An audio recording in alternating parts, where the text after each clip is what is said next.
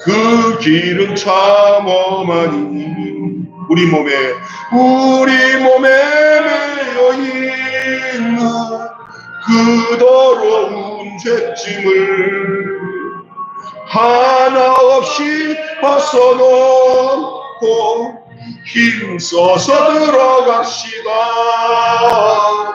구원으로 인도하는 그 좁은 문 들어가 영생으로 인도하는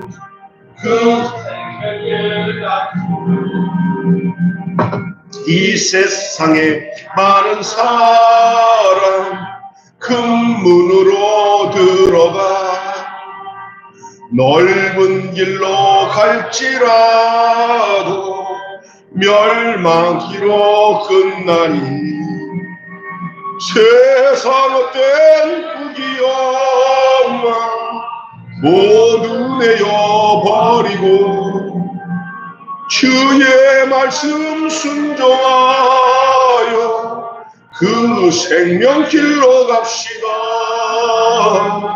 구원으로 인도하는 그 좁은 문 들어가 영생으로 인도하는 그 생명길 갑시다. 구원의 문 열렸으니 주의 공로 힘입어 주저 말고 들어가서 생명길로 갑시다. 구원의 문 닫힌 후에 들어가고 싶구나. 한 번 닫힌 구원의 문 또 열려지지 않으리. 구원으로 인도하는 그 좁은 문 들어가 영생으로 인도하는 그 생명길 갑시다. 아멘. 오늘 말씀 제목은 선을 이루고 덕을 세우며 라는 말씀으로 함께 은혜를 나누겠습니다. 여러분 읽다 보니까 이 성경 내용들이 뭐냐 하면은 로마서 12장 이후의 말씀들은 구원받은 사람이 어떻게 생활해야 되는 부분들을 계속 나열하고 증거하고 있어요. 특별히 오늘 본문은 선을 행하고 덕을 세우는 그 삶이 구원받은 자들의 삶이에요. 그래서 특별하게 우리 각 사람이 이웃을 기쁘게 하되 선을 이루고 덕을 세우도록 할지니라 하고 2절 말씀을 하고 있잖아요. 그래서 오늘 말씀의 주제는 우리 교회가 참 많이 하고 있는 내용들이잖아요. 이게 뭐냐? 봉사와 헌신입니다. 봉사와 헌신. 그러면 우리가 어떤 경우는 이래요. 구원받은 거와 봉사와 헌신은 따로 나누려고 하는데 절대 그렇지 않습니다. 구원받음과 봉사와 헌신은 이것은 아주 긴밀하게 생명의 생명줄로 연결되어 있습니다. 다시 말해서 우리의 구원받은 믿음의 삶이 구원을 드러내는 그 시금서, 그 표지가 뭐냐면은 우리의 삶에 봉사하고 헌신하는 삶으로 나타나야 되는 것이 아주 당연한 일입니다. 그래서 우리가 이 세상을 살아가면서 제일 중요한 부분이 관계입니다. 봉사와 헌신 속에서 가장 중요한 내용이 뭐냐면 관계망입니다. 사실은 사회 관계망이라는 말 들어봤어요? 오늘 우리가 이렇게 반찬을 나누고 이웃들 동네를 돌아보고 하는 것이 민간 사회 안전망, 민간 사회 관계 안전망이에요. 그래서 좋은 관계를 맺으면서 그 관계를 통해서 안전한 삶을 이루기 위한 방법입니다. 이 좋은 얘기입니다. 근데 이것이 어디서 나와야 되는 거냐면 기독교 신앙에서 나오는 거예요.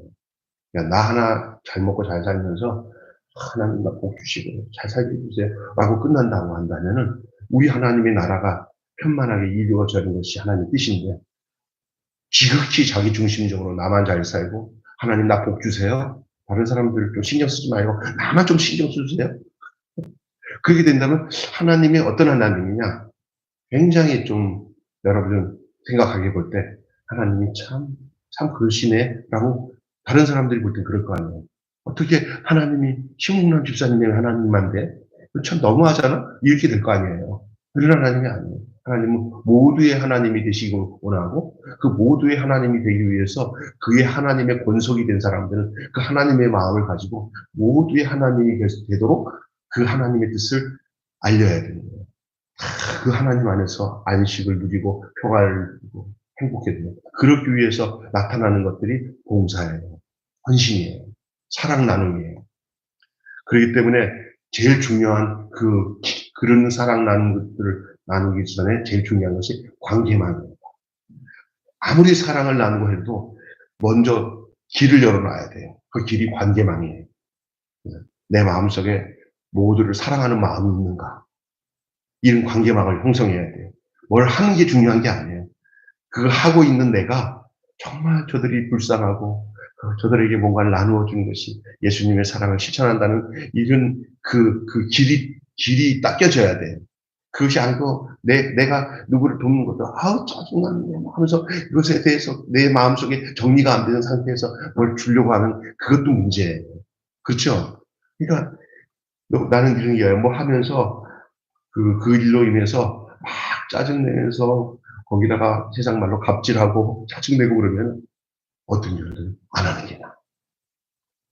근데 안 하면은 또 예수님이 원하셨던 삶의 내용들이 하나도 이루어지지 않으니까 그게 마귀가 아이고 잘 됐다. 아이고 나는 할 뻔하는 줄 알고 나는 죽을 뚱했는데 아이고 지네들끼리 성질 나가서 안 한다네. 아이고 다행이다. 그럴 거란 말이야 마귀가. 마귀는 못하게 해요. 왜냐면 그래서 뭐냐면 좋은 일을 할 때 막 다툼을 일으키게 만들어가지고 안 할래. 뭐 내가 뭐 좋아서 하는 줄 알아? 아니 지가 하는 건가? 그건 주님이 하시라는 건데. 그리고 뭔가 이게 잘못된 거잖아요. 제가 오늘 얘기하는 얘기가 바로 그런 거예요. 좀 강한 자, 넉넉한 사람은 연약한 사람에 대해서 할 때 적선하듯이 내가 많으니까 너를 좀 도와줄게. 내가 도와주니까 너는 내가 너를 이렇게 딱 코 잡았으니까 너 나한테 도움 받았으니까 넌 평생 나 말 들어야 돼. 이런 식으로 도움을 주면은 이건 아니라는 거예요. 내가 강하다는 것은 많고 또 넉넉하고 한 것을 강하다는 표현을 한다면은 없어서 정말 빈핍한 사람들이 넉넉한 나를 통해서 강한 나를 통해서 아이고 저렇게 어떻게 살아? 나는 쌓아놓은 게 돈인데 아이고 큰일 날 뻔했네. 그냥 주긴 뭘 줘? 지들이 게으르고 나태하니까 가난한 거지. 나는 부지런하니까 부자가 된 거지. 좀 열심히 살아. 있어도 안 줘. 욕이 나고. 그걸 왜 자기가 판단해? 그 사람이 게으러서 가난하던 것들. 있는 자는 그 있는 것들을 어떻게 해야 돼요? 흘러내보내야 되는 거예요. 그 안 흘러보내는 그것 때문에 자기들의 재산이나 내용들 가지고 이기적으로 살면서 사회에 대한 어떤 완전히 뭐냐면 증오의 대상이 돼요. 그래서 가난한 자들이 부자들을 향해서 그냥 아무 생각 없이 증오하는 게 프로레타리아 혁명의 공산주의가 된 거예요. 그래서 몽둥이 가지고 부잣집 가서 막 때려 부셔도 괜찮다고 생각하는 사상이 뭐예요? 막스와 엥겔이 준 무산 계급들이 유산 계급들을 때려 부셔가지고 재산들을 마음껏 자기들이 폭력으로 나누는 것이 공산주의 사상 아닙니까? 그게 공산주의 사상이에요. 그리고 자기들이 이게 공동으로 이게 협동농장을 만들어가지고 이제 공평하게 나누자. 공평하게 나누자 하다 보니까 그것들을 또 이끌어가는 지도자 그룹들이 있어야 될 거 아니야. 그것들이 당원이 돼가지고 그래서 몇 퍼센트의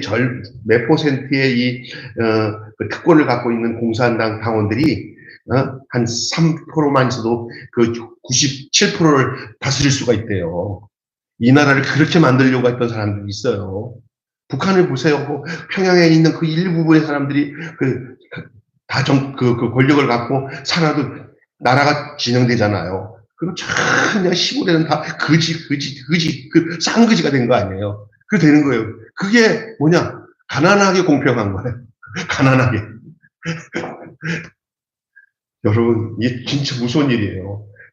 그래서 북한 같은 협동농장한테서 길들인 사람들이 이렇게 자기들이 열심히 돈 벌어서 이익을 창출하는데 와서 뭐 하면 적응이 안 되는 거예요. 네, 배급만 받은 사람들은 배급만 받는 게 적응이 되지, 뭘 투자해서 사회적으로 이렇게 뭘 흑자를 내고 이런 걸 못해. 그러니까 망가지는 거예요. 근데 아주 이제 탁월하게 똑똑한 탈북자들은 더 잘해. 아주 사기치면서. 아주 그런 게 이제, 내가 더 이상 얘기를 안 합니다. 이것이 중요한 것인 기독교 따라서 기독교 사회 책임. 기독교가 영원 구원만 하면 최고다고 생각하는 것도 굉장히 잘못된 거예요. 그 영원 구원이 어디로 가야 되냐면은 이 사회적 기독교 책임들이 있어야 되는 거예요.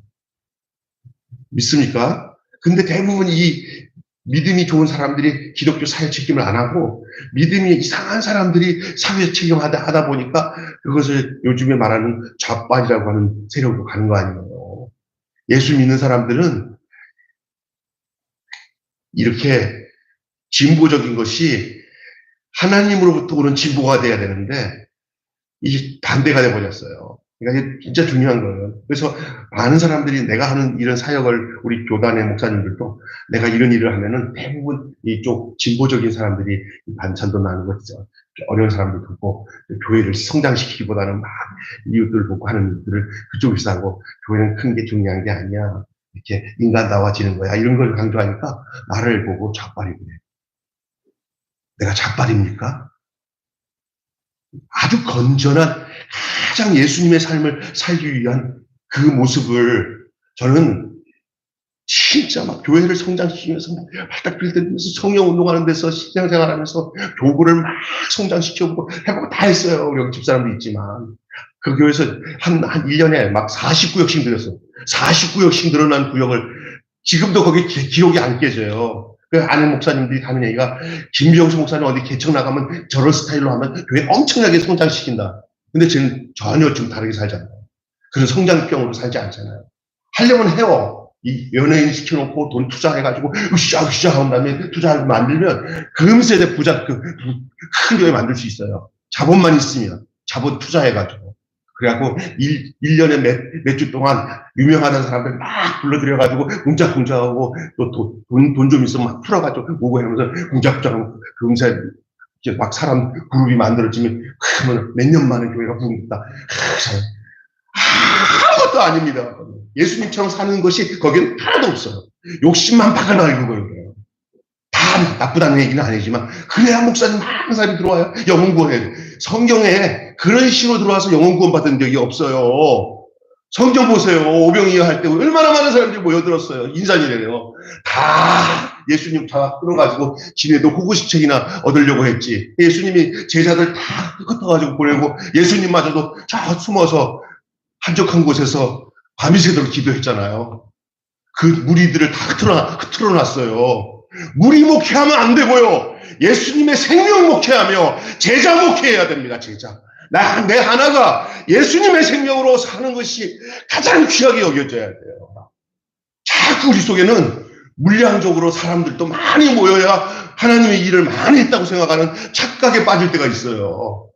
저는 그런 착각 속에서 살아왔어요. 한 50몇 년 동안. 현장 목회에서 여기서 목회하면서 계속 묵상하다 보니까 하나님이 뭘 원하는지 알겠더라고요. 진짜요, 진짜. 그래서 지금은 저는 그런 것들이 이미 내 안에서 정리가 되어서 전 누가 이렇게 말하면 다 맞는 얘기예요. 왜 나도 그랬으니까. 그냥 넓은 길로 갈지라 열망길로 끝나니 생명으로 인도하는 길은 그 길은 참 좁으며 영생으로 인도하는 길은 그 길은 참 험하니 어떨 때는 답답하고 뭔가 이 세상에 대해서 욕구에는 꼭 역행하는 듯한 모습을 보이지만 이상하게 거기에 안식이 있고 거기에 평강이 있어요. 믿습니까? 그리고 그런 생각 속에서 인간관계망이 형성이 돼야 돼요. 그래야 사람을 이용하려고 하지 않고 사람 그대로를 사랑하는 마음을 갖게 되는 거예요. 저도 보면 그래요. 우리 교회 이렇게 있으면 이렇게 쭉 앉아있는 자리에 돈 좀 있어서 교회가 헌금 팍팍 하면서 목사님, 내가 목사님 도와줄게 하는 좋은 사람들이 세상에 말할 때는 짱짱한 사람들이 여기 와갖고 나 도와주면 나는 감사한데, 제가 지금까지 목회하면서 그런 사람들에서 짱짱하게 도와주는 사람들은 100에 99은 다른 목적 가지고 자요. 자기를 위해서는 열심히 그렇게 목사님을 잘해주는데 별로 영적 효과 없고 또 이 안에 간절한 마음이 별로 없어요. 넉넉한 사람들. 진짜요. 갑자기 어려워져가고 뭐 이렇게 집안에 일이 생기면 갑자기 아유 목사님 정신 차려서 기도를 할 줄 모르지만 그 넉넉함이 안일함에 빠져서 아예 너희 삶 속에 헐벗고 가난한 자들에게 마음을 두라고 예수님이 말씀하셨어요. 그래서 우리 교회는 힘없고 백없고 어려운 사람들에게다가 관심을 두는 거예요. 왜냐면 우리 예수님도 그러셨어요. 우리 예수님도. 또 다윗 공동체에 있던 아둘람 공동체들도 다 그런 사람들이었어요. 교회는 세상에서 세상적 어떤 관계망을 갖는 게 아니에요. 하나님 나라를 위한 관계망을 갖는 거예요. 그것이 뭐냐면 봉사와 섬김을 통해서 이루어지는 일이에요. 본문은 바울이 로마 교회에게 보낸 편지의 마지막 부분에, 오늘 우리가 읽은 부분은 이제 로마서 마지막 부분들이에요. 그런데 당시에 유대교 출신의 교인들과 이방인 출신들의 교인들 간에 갈등이 있었어요. 유대교 출신들의 사람들은 전통을 따지면서 재산은 없고 가진 없어도 이 사람들에게는 아주 독한 갑질적인 마음을 갖고 있고요. 이방인 쪽에서 온 사람들은, 교인들은 출신 성분이 이방인들 출신이잖아요. 그러니까 예를 들어서 뭐 돈은 좀 있고 뭐 또 새로 마음은 많이 열려져 있는 개방적인 사람들이에요. 들어와서 이렇게 있다 보니까 서로 섞이지를 않아요. 그 안에 갈등이 생겼어요. 갈등의 원인이 뭐냐? 율법을 지킨 사람들, 특별히 이 유대교에 있던 사람들은 철저하게 율법을 지켜왔어요. 그들의 인생이. 근데 이방인들은 갑자기 예수 믿고 들어온 사람들이라 그 율법 지키는 것들이 서툴러서, 아이고, 유대교에 속한 사람들은 그 사람들이 하는 행동을 막 걱정거리야. 아이고, 저런 것들이 우리 교회에다 들어와서. 여러분, 잘 들어보세요. 어느 목사님이 그렇게 사모님이랑 전도를 잘해가지고 창녀촌 옆에다가 교회를 했는데, 그쪽 건너편에 그쪽에는 또 일반도 오랫동안 그 보수적인 그 향교가 있고 유교 사당이 있어서 그렇게 전도를 해가지고 그분들이 전도하는 사람들이 우리 그냥 유교를 믿는 것보다 기독교 신앙이 참 좋네 하고 그때 그 독립운동 하던 어떤 사람이 그 사람들을 전도해가지고 바탕이 전부 유교적인 사람들인데 그 바탕에다가 예수를 믿었어요. 그리고 얼마나 점잖아요. 네? 그런데 그 기찻길 옆에 도로 옆에 집들이 들었으면 나중에 보니까 촌이 촌락을 이루는데 다 사창가가 들어와갖고 그냥 발을 다 벌려놓고 이렇게 하는 여자들이 아저씨 하고 다니는 그 사람들을 그냥 영어 살아간다고 목사님이랑 그 사모님이 가서 그 사람들을 수십 명을 전도해 온 거예요. 자, 교회에다가 앉혀놨으니 잡음이 있을까 없을까? 예? 파만 머리 하면서 씻고하고, 아유, 안녕하세요, 장로님. 아유, 장로님, 요즘에, 이거 얼굴이 좋아요. 놀러 오세요. 그냥. 아마, 교회가 되겠습니까? 안 되겠습니까? 웃겨 죽겠죠. 야. 지금 내가 얘기하는 얘기가 그런 거예요, 그런 거. 이방인들, 그냥 어느 목사님이, 여기 우리 최지혜 목사님이 저랑 우리 교회 잠깐 있기 전에 있었던 교회에서 어떤 일이 있었냐면은 그 교회가 교인들 절반은 노숙자, 교인들 절반은 그냥 진짜 기존 교인들 거기 목동에서 이렇게 목사님이 교인들이 좀 줄어드니까 노숙자들을 어떻게 전도하기 시작해서 들어오기 시작하더니 돈 주고 하다 보니까 이 사람들이라도 자리를 채우면은 빈 공간에 꽉 차겠지 해가지고 우리 김성철 목사님 그 장인어른이 그 예언교회라고 이쪽에 해놨는. 그래갖고 한 70명 교인을 모였는데 한 3, 40명이 노숙자, 한쪽은 3, 40명이 일반 교인들이 앉아있어요. 그러니까 그 주변에 가득 차니까 좋은데 이상하게 잘 들어보세요. 그 노숙자들을 받아들이기 전에는 예배당이 그래도 예배당처럼 냄새가 참 향긋한 냄새가 들어오는 거예요. 아니 그 이후부터는 이상하게 꼼지락할 때 하는 냄새가 나고 이상하고 막 그러니까 이쪽에 있던 사람들이 교회 다니기 싫다고. 그러면 또 이 사람들한테 영혼을 사랑해야지 왜 사람을 차별하냐고 그러고. 그래서 이제 또 예배 시간을 가르니까 또 그것도 어떤 사람들은 이것도 아니다 그러고 막 갈등이 해석하는 게 다른 거야. 어? 그게. 그러니까 불평이 많은 거예요. 오늘 본문이 별로 그런 거예요. 유대교 출신들과 이방인들의 이 갈라치기, 이 달라지는 생각이 다 달라.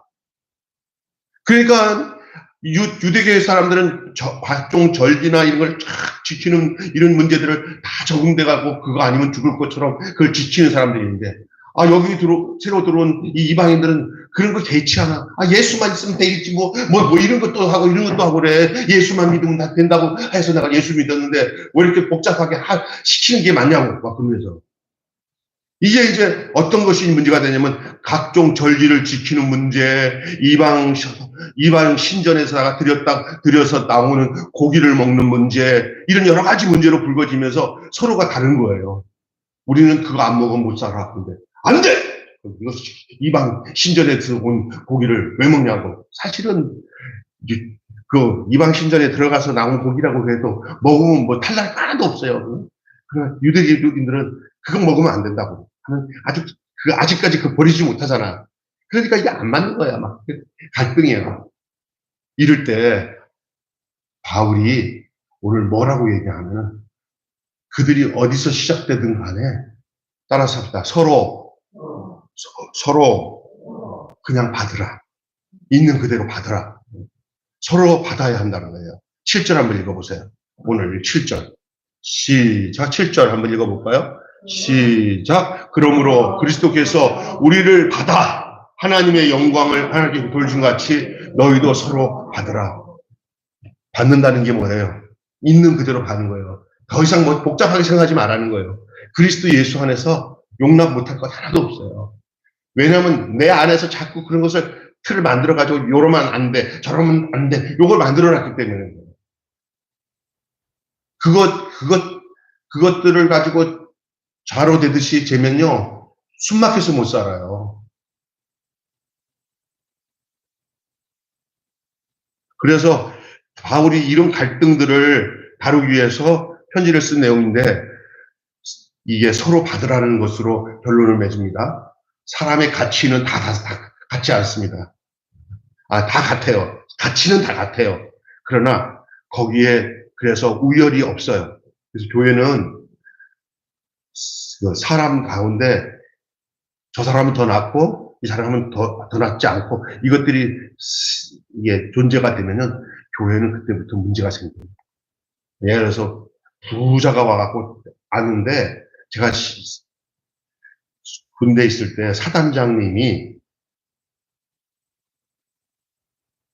왔는데 거기 사단장님 자리를 앞자리에다가 기가 막히게 꾸며놨어요. 그리고 자리를 만들어놨어요. 그 전 사장님이 약간의 그런 걸 원해가지고 아는데 새로운 사단장님이 빨리 치워버려라. 빨리 치워버려라. 딱딱한 의자로 바꿔놔라. 똑같은 의자로 바꿔놔라. 사병들이야. 그때는 그 의자를 사단장님 푹신하고 사모님 푹신하고 거기는 사단장님 석하야보다 편마까지 붙여놨는데 싹. 근데 어느 날 보니까 그 자리에 어떤 모르고 신병 코치질하는 신병이 와가지고 그 자리에 딱 앉은 거야. 딱딱한 의자 자리에. 사단장님이 그러니까 그 부관들이 난리를 치니까 빈자리 어디 있어요? 저쪽 구석에 빈자리 있으니까 사모님이랑 빈자리로 가서 앉아있는 거야.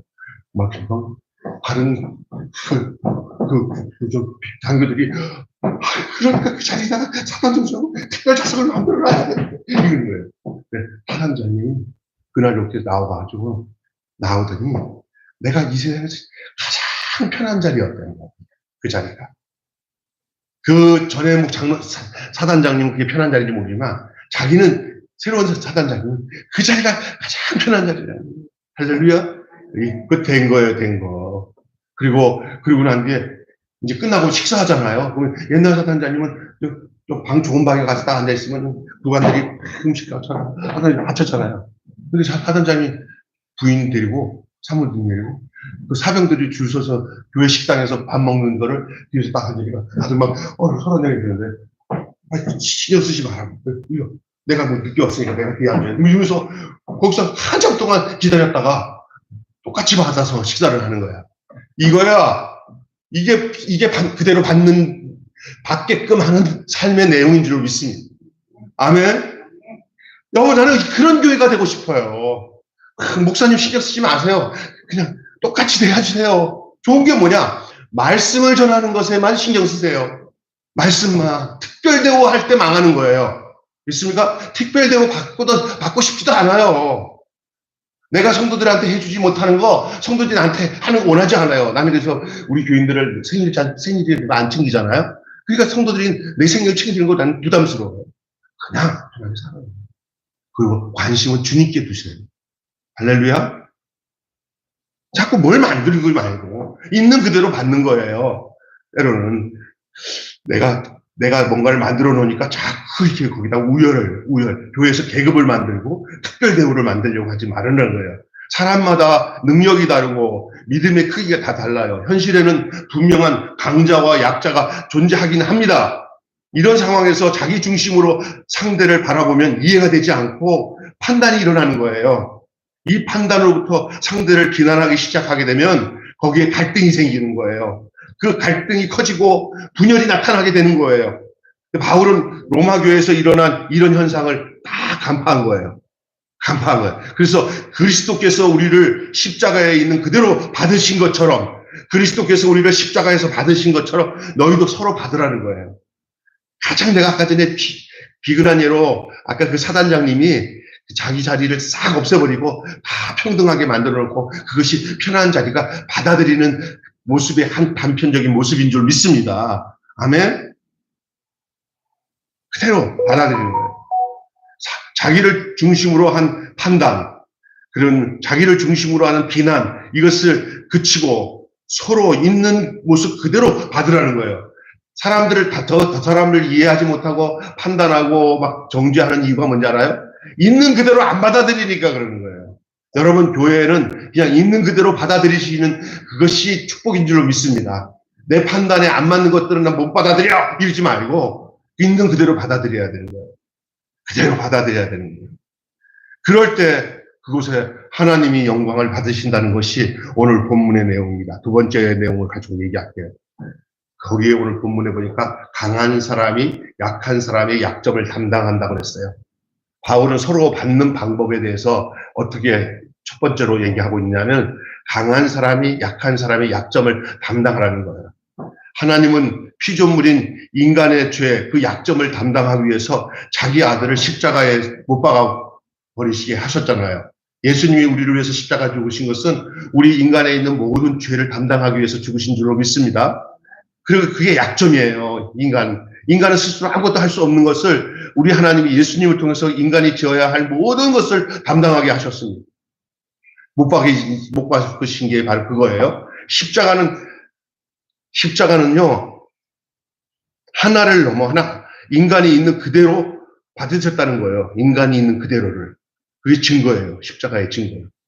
창조주의 사람이 피조물의 약점을 채워 온전하게 하여서 인간을 구원의 자격이 있는 것, 그것을 통해서 의로운 존재로 만드신 거예요. 그 의로운 존재가 되는 것이 뭐냐? 예수 그리스도 안에서 이루어진 결과라는 거예요. 사람은 절대 안 돼요. 이게 뭐냐? 그냥 있는 그대로 받으는 거예요. 우리 예수님이 십자가로 우리의 모든 죄를 받은 것처럼 우리 또한 받은 사람들의 약점과 그 부족한 것을 내가 간단하게 얘기할게요. 남편이 부족해요. 하나님이 나를 두 사람을 만나게 했지. 그 약점을 보완하기 위해서 나를 그 사람에게 준 거예요. 그러면 그 사람이, 그 여자가 그 남편을 바라보는 일이 자기 판단 가지고, 아유, 좀 왜 저렇게 못났어? 이렇게 되면 해결이 안 되지만, 아, 저 약점 내가 담당하라고 하나님 붙여주셨구나. 그게 그거예요. 아멘. 내가 왜 이런 매일교회 와서 작은 교회에서 이렇게 생고생하도록 하나님 인도하셨지. 나는 이렇게 잘나게 이쁜 사람인데, 그런데 그 생각을 하고, 아, 불편한 게 한두 가지가 아니야. 맞는 구석이 한 가지도 없어. 아, 짜증나. 이거 어떻게 해? 일은 저질러 놨으니. 뭐 이럴 수도 있어. 그죠? 그러면 이제 그게 이제 자기 인간적인 생각이거든요. 그 십자가의 원리를 모르는 거예요, 그게. 그게 멀리 있지 않습니다. 그런데 갑자기 마음에, 나를 왜 이렇게 보냈지? 여기서 하나님이 여기에 약한 부분을 내가 싹 담당함으로 온전케 할 부분이 있어서 하나님이 나를 붙들어주셨구나. 그게 강한 자는 약한 자의 그 약점을 담당하는 거예요. 그게 십자가 원리예요. 우리 하나님은, 우리 예수님은 강한 분인데 약한 우리들을 위해서 당신이 우리 사람같이 되어서 우리가 저의 질문을 다 짊어지심으로 우리에게 행한 모든 진노와 고통들을 다 끄집어 해결시킨 것이 십자가의 원리예요. 교회 안에서 이런 마음을 가지고 관계망을 갖고 사람을 대하기 시작하면은 짜증나기는커녕 문제가 생길 때, 야,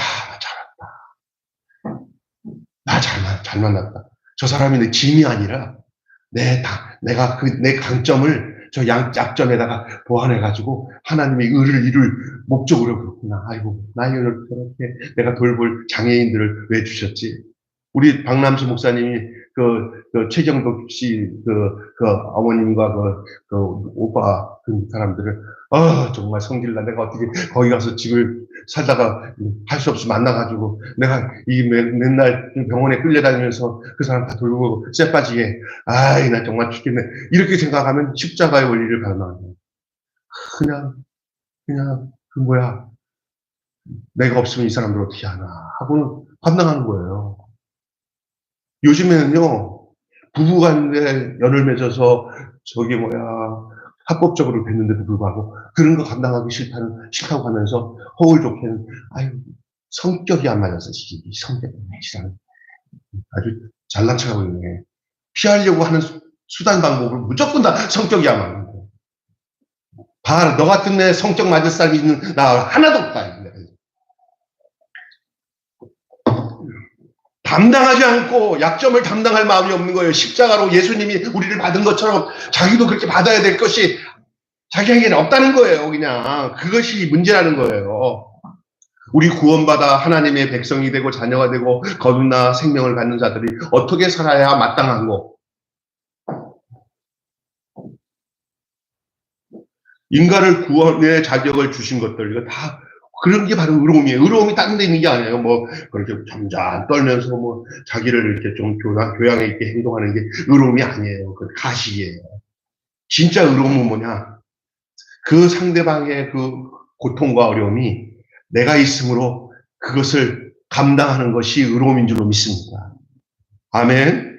내 눈에 보이는 상태의 약점은 비난거리가 아니라 내가 제품으로 완성해야 될 부분인 거예요. 여러분, 절대 이런 사람에게는 뭐가 없는지 아세요? 불평 없어요. 도리어 어떤 세상 사람이 말할 불평거리가 그 사람에게는 내가 봉사하고 헌신해야 할, 감당해야 할 사역으로 보여요. 사역으로. 아이고, 감사하다. 자, 오늘 본문 내용이 그거예요. 그 다음에 마지막 세 번째 오늘 본문 내용은 이런 겁니다. 자기를 기쁘게 하지 않고 남을 기쁘게 해야 됩니다. 여러분은 어떻습니까? 여러분의 모든 사역이나 봉사나 헌신이 나를 기쁘게 하는 겁니까? 아니면 내가 그들을 봉사하고 섬김으로 그들을 기쁘게 하는 건지 한번 생각해 봐요. 철저하게 나를 기쁘게 하는 봉사가 되는 거는, 그거는요, 뭔지 아세요? 미안하니까, 너무 잘 사니까, 모양이라. 내가 옛날에 명일동에서 교육자도 있을 때, 우리 그 여전도에 사람들이 좀 잘 사는 분들도 있어요. 그게 명일 그쪽에 3일 아파트 막 생길 때, 3일 아파트 그게 막 초창기 생길 때, 꽤 잘 사는 사람들이 교회에 들어왔어요. 그 교회에. 그런데 제가 거기 교구를 맡았었어요. 전도사 때. 그런데, 어느 날 그 권사님이 갓 권사되는 그 젊은 권사님들이 뭐 이렇게 하면서 뭐 어디 뭐 고아원이나 뭐 간다고 막 그러면서 막 한가지 막 이걸 해요. 자세히 보니까 자기들이 너무 잘 사니까 착한 일을 좀 해야 미안한 감정을 좀 커버하는 그런 분위기야. 그런 거 아니야. 자기들 기쁘게 하면서 가서 그냥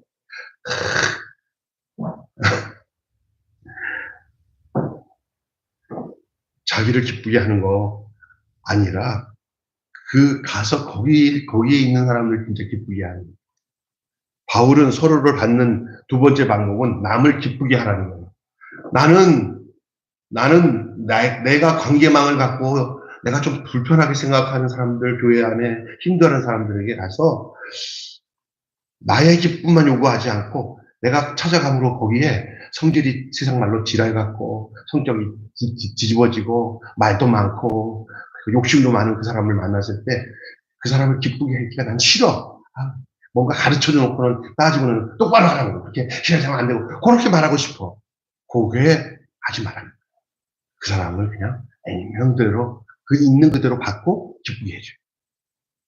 아멘. 네. 저는 이렇게 얘기해놓고 미안해요. 쉽지 않은 일을 여러분에게 요구하는 건데, 근데 그렇게 해야 돼.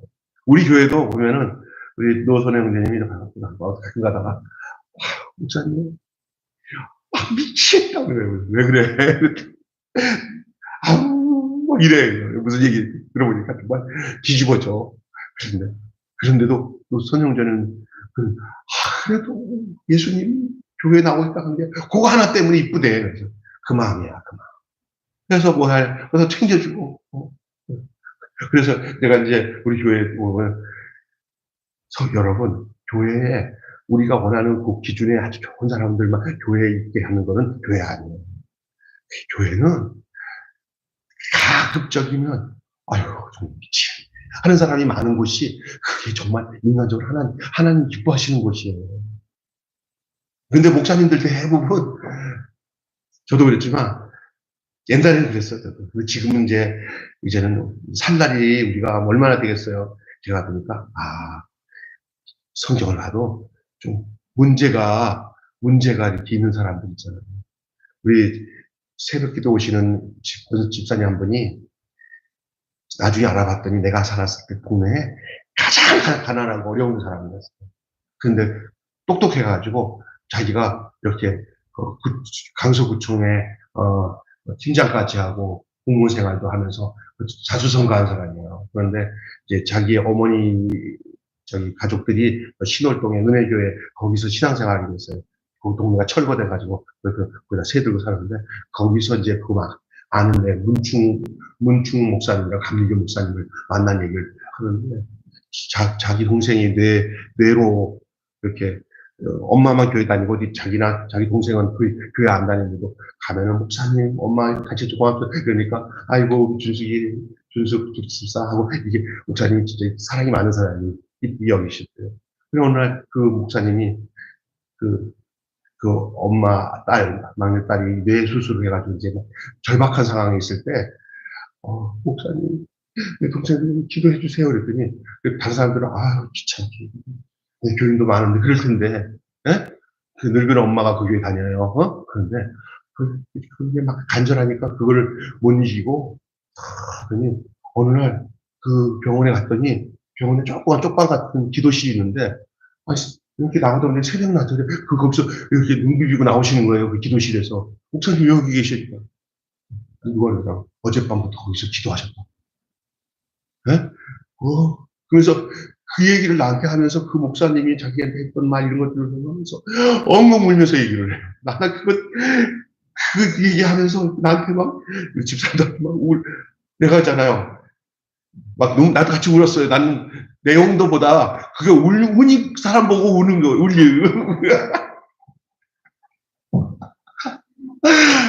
그래서 느낀 거 하나 있어요. 요게 진짜 맛이구나. 점잖 떨면서, 그러면서 자기가 지금 다니는 교회는 그 목사님이 제가 잘 아는 친구인데, 총신대에서 전교 1등하고 뭐 최고로 엘리트 목사예요. 생기고도 아주 귀족같이 생겼어요.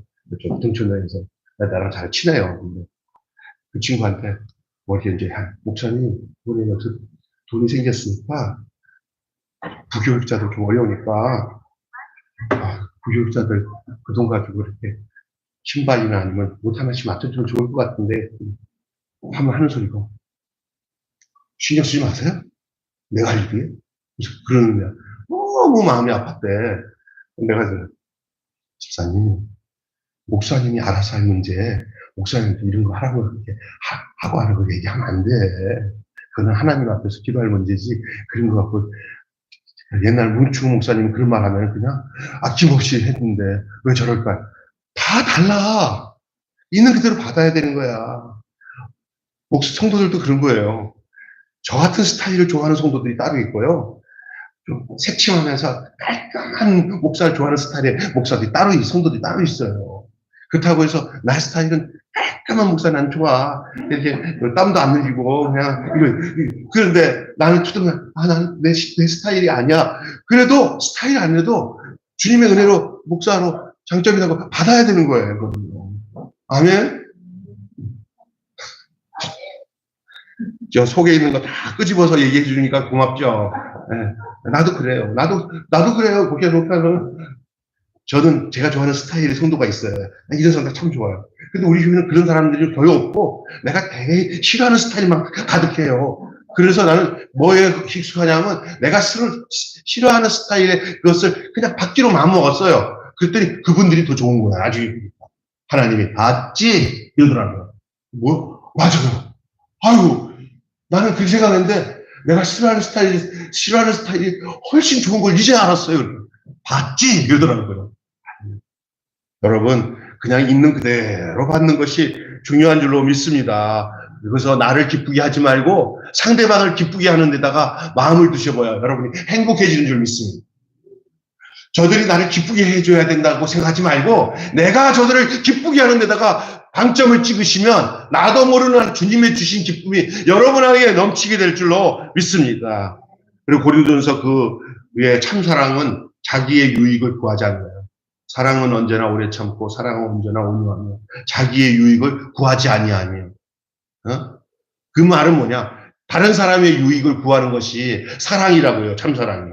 그 고린도전서 13장 5절의 말씀인데 바울은 약한 자들에게 내가 약한 것 같이 된 것은 약한 자를 얻고자 하며 내가 여러 사람들에게 여러 모습으로 나타난 것도 아무쪼록 몇 사람이라도 구원하기 위해서.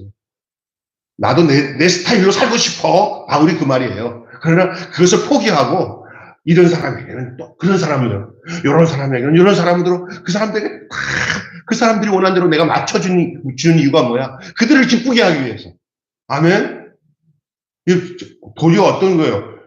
어떤 목사가 있더라고요. 그랬더니, 아유, 이렇게 그 사업하는 그런 장모님들이 모임인데 가서 그냥 막 노동하는 사람들이랑 스타일이 다른데 거기 가서 그 사람들이 맞췄던 방법으로 이 사람들 맞추면 안 돼요. 거기 가서는 목사님도 사업하는 사람처럼 그런 말도 하고 이렇게 해줘야 되는 거예요. 거기. 근데 그게 또 위치가 탁 바뀌어가지고 이쪽에 가보니까 완전히 막장 노동하는 사람들이 거칠게 말하는데 앉아가지고도 목사님 때문에 부담스러워서 못 있겠네 라는 말을 안 하고 편하게 아이고 막걸리 한 잔씩 먹고 먹어 나는 먹지 못하는데 대신 우유를 먹고 짠 이렇게 하면서 그렇게 어울려주는 거예요. 아멘. 그게 죄가 아닙니다. 예? 근데 가는 곳마다 여기 가서 목사님 때문에 불편해서 못 살겠네 그러면 안 되는 거예요.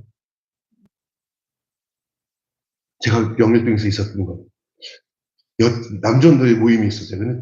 그들이 나중에 좋은 성도들이 됐지만 초기에 교회를 개척한 초기에 남자 성도들이 이렇게 모였는데 부부들이 모였어. 남자 성도들 모이는데 내가 예배 인도하고 가고 난데 젊은 목사도사님 얘기하니까 아멘하고 잠시만요 먼저 바쁘시게 가세요. 우리 이따가 갈게요. 갔어. 하다가 뭘 놓치고 와갖고 쓱 들어갔더니 술 파티를 하는 거예요. 술 파티. 아이고 전도사님 아이고 죄송해서 목사님한테 알리면 자기들 작살나고 앉아서 이거 큰일 났다. 교회 다니가 말까 하는 거야. 내가 거기 잠깐 앉아서 기도하고 일어나면서 나는 오늘 예배 드리는 이후에 있었던 일은 하나도 기억이 안 나요. 그러니까 걱정하지 마시고 다음 주에 교회에서 봬요 하고 갔어요. 주일날 이렇게 딱 있는데 들어오는데 원봉은 집사님, 허경문 집사님 이름들이 알잖아요. 들어오면서 옛날에는 이제 전도사님이 이렇게 있으면 전사님 안녕하세요 이렇게 하는데 그날은 들어오면서 나를 내 눈치를 보면서 그들 하세요. 세월이 지나니까 있는 그대로 받아들인 거예요. 그리고 그냥 받아들였어요. 그분들이 안수 집사도 되고 장로도 되고 다 되더라고. 할렐루야. 이게 정말 있는 그대로 받아들여야 돼요. 그들이 그럴 수밖에 없는 걸 받아들여야 되는 거예요. 죄가 아니에요. 그거 가지고 꼰지락꼰지락 하면서 그들이 여기 더 이상 그는 어린 대로 받고 신앙이 그렇게 받아요. 그걸 딱 전하면서 나는 거룩한데 이 쓸데없는 사람들 아직까지도 막 술이나 먹고 이러면 큰일 나는 거예요. 여러분, 하나님의 뜻은 영원 구원을 목표로 삼아서 자기를 부인할 때 너와 나 사이에 맺혀진 성령의 열매가 나타나는 거죠. 자기를 기쁘게 하지 않고 남을 기쁘게 하는 방식인 참사랑으로 살면 선을 이루고 덕이 이루어지는 거예요. 선을 이루고 덕이 이루어지는 거예요. 자, 여러분 사람 사이에 갈등이 일어나는 이유가 뭐라고 생각하십니까? 또 바울이 서로 받으라고 하는 방법은 두 가지 제시 내용을 얘기하고 있잖아요. 그 내용을 오늘 같이 나눴어요. 또 시간이 저는 이거 또 리바이벌 하면 시간이 많이 가니까 그냥 넘어가겠습니다. 오늘 말씀을 좀 정리하고 마칠게요. 그리스도께서 우리를 십자가에 있는 그대로 받은 것처럼 우리도 서로 받아야 된다는 것을 여러분 잘 새기시기를 바랍니다. 자기 중심으로 한 판단과 비난을 그치고 서로 있는 그대로를 받으시라는 거예요. 제가 지금 예화를 뜻 내용들이 다 그런 거에 관련된 거예요. 나는 거룩하고 너희는 거룩하지 않아. 이렇게 만들지 말란 말이에요. 우리 예수님이 우리를 위해서 그 천한 그 인간의 모든 죄를 다 짊어지시고 그대로 받으신 것처럼 우리가 강한 자가 약한 자의 약점을 담당해줘야 거기에 진짜 십자가의 진리가 그곳에서 나타나는 거죠. 강한 사람이 약한 자의 약점을 담당하시기를 바랍니다. 넉넉한 사람이 어려운 사람들을 돕고 그러는 거죠. 나는 저거 짐 안 질래. 그러면 안 되는 거예요. 짐을 지지 않는다고 할 때부터 문제가 생기는 거예요. 왜냐하면 그 짐은 바로 십자가이기 때문에. 즐거운 마음으로 십자가 지고 가라. 즐거운 마음으로 십자가 지고 가라. 자기를 기쁘게 하지 않고 남을 뭐하라고 그랬어요? 기쁘게 여기라. 또 내 유익을 먼저 구하는 이기적인 방식으로 하지 말라. 행동하지 말라. 남의 유익을 구하는 것을 목적으로 삼아서 기쁨을 삼을 수 있는 그런 여러분과 저가 되시기를 주님의 이름으로 축원합니다. 특별히 우리 교회 같은 경우가 그런 중심들을 가지지 않으면 건건마다 막 시험 들 만한 일들이 많이 생길 거예요. 미치겠네. 그때 성숙한 성도들, 오늘 이 본문의 내용을 아는 사람들은 그냥 있는 그대로 받는다는 것들을 생각해야 돼요. 아멘? 그럴 수밖에 없어요. 저도 있잖아요. 지금 생각해보니까 전에 있었던 우리 집사님 네 분이 막 반찬을 만들기 위해서 시장바닥 가면은 시장에서 두뇌가 막 싸워 막 이래요. 근데 어느 날 나랑 집사람이랑 시장에 갔을 때 똑같은 행동을 하더라고요. 내가 그때는 이해를 못했어요. 오직 했으면 내가 얼마나 힘들었는지 몰라. 두 분이 막 내 앞에서 싸울 때. 근데 어느 날 보니까 그런 문제가 비슷하게 우리 집사람이 나타날 때, 내가 그때 그냥 그런 것 같죠. 내가 불편하게 생각하지 않고 있는 대로 그냥 받고 해야 되는데, 같은 생각이 들어요. 그러니까 사람은 함부로 내 기준으로 뭐를 보면 안 돼. 다 똑같아. 네. 우리 예수님은 얼마나 힘들었을 것 같아요. 이 세상에서 가장 고귀하신 분이 예수님이에요. 흠도 없고 부족함이 없는 분이요. 이 땅에 와서 보여지는 것마다 다 우리 예수님 눈이나 마음에 드는 게 하나도 없었을 것 같아요. 그런데 우리 주님은 전혀 반대로 살았어요. 도리어 그 마음에 안 드는 것들을 그대로 받아들였어요. 목회가 뭔지 아세요? 안 받아들일 것 같은 것을 예수님께서 받아들일 때 거기서 부흥이 일어나고 거기서 하나님의 역사가 일어나는 줄 믿습니다. 조용희 목사님이 처음에 개척해서 이루어졌던 그 1대2의 책을 한번 읽어봤더니 예수님의 사랑이 거기 나오더라. 내가 보니까. 이게 천막대기 거기에서 만났던 사람들, 그 사람들이 전부 다 변화되어서 있는 그대로 받았던 사람들이 변화됐어요. 가리지 않고 그런 사람들이 예수 그리스도의 이름으로 변화되었어요. 우리 교회가 하는 사역에 이것이 바탕이 되어져서 행할 때 하나님이 영광 가운데 받으시는 줄로 믿습니다. 하나님이 영광 가운데 받으시는 것이라고요. 오늘 본문 말씀을 기억하셔서 우리가 기억하시고 이제 인내와 위로로 하나님이 너희로 그리스도를 본받아 서로 뜻이 같게 하여 주사 이게 5절 6절에 얘기하는데 그런 삶이 여러분 속에 있기를 주님의 이름으로 축원합니다. 한마디로 우리 말씀 한번 정리하겠습니다. 자, 정리하고 마치겠습니다. 내 유익을 먼저 구하는 이기적인 방식에서 행동하지 않기를, 그러면 남의 유익을, 내 유익을 구하지 아니하고 누구의 유익을 구하고 남의 유익을 구하고 내 기쁨을 구하지 않고 그 남의 기쁨을 구하는 삶이 바로 그 삶입니다. 여러분은 얼마나 다른 사람을 기쁘게, 그리스도의 사랑으로 기쁘게 해야 되느냐 하는 삶이 여러분에 있는지 돌아보시면 정확한 답이 될 수 있다고 저는 생각이 듭니다. 기도하겠습니다. 하나님, 우리가 우리를 기쁘게 하는 게 아니라 남을 기쁘게, 나를 유익하게 하는 게 아니라 남을 유익하게 하는 그 예수 그리스도의 십자가의 담당의 삶이 저희들에게 있게 하여 주시옵소서. 오늘 본문 말씀이 바로 선을 이루고 덕을 세우라고 했습니다. 그것이 바로 우리가 이 땅에서 살아가야 할 봉사와 헌신의 삶인 줄 믿습니다. 우리 매일교회는 하나님께서 인도하셔서 이렇게 교회 안에서도 이렇게 서로 사랑하고 이해하고 있는 그대로 받아야 될 상황이지만 이 지역사회에 믿지 않은 많은 사람들, 주변 사람들에게도 저희들이 사람들을 갈라치기 하거나 차별하거나 이런 마음을 가지고 절대 행하지 않고 예수님이